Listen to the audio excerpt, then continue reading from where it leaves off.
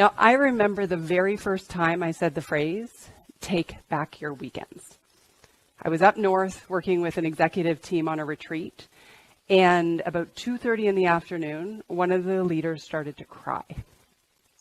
He said, I am so scared that I'm going to miss my kids' childhood. I work every Saturday and Sunday, and it's still not enough. So the weeks are so packed, and there's so much work. And my only option, if I can't fix this, is I've got to quit. And I don't want to quit. And in that moment, I said, well, then it's time for you to take back your weekends. I was very enthusiastic. And he's like, okay, what do we do?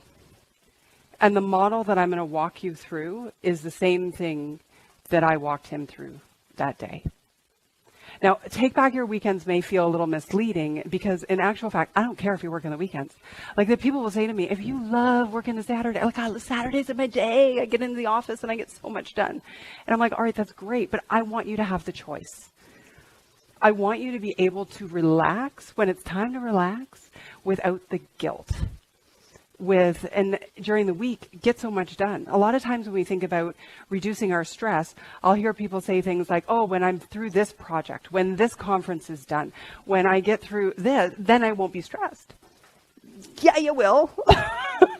Because something else will come up. And so it's about how do we work with what we're doing now, accomplish even more if you choose to, but not have the destructive stress. How do we become unfazed by what's happening around us and swirling around us so that we're okay, we're calm, we're cool, collected. We're like, I got this. Even if nothing changes. To me, that is the key. How do we become resilient against the daily stressors? Because let's face it, there's a lot of stuff going on, right? Like, anybody not have any stress in their lives? Right? Like, it's just not possible. And so if we can't change that, what can we change about how we're approaching our daily stressors that will work for us? That's what we're going to dive into. And the concept of resilience, I know, like, I had one meeting planner. It's like, look, Allison, for the last 18 months, I have put the content of resilience on every agenda of every event we have run. And I'm like, I guess we need a conversation about resilience from the conversation of being resilient, right?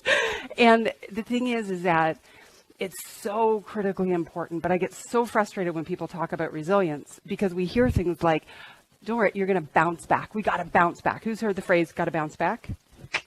Yeah.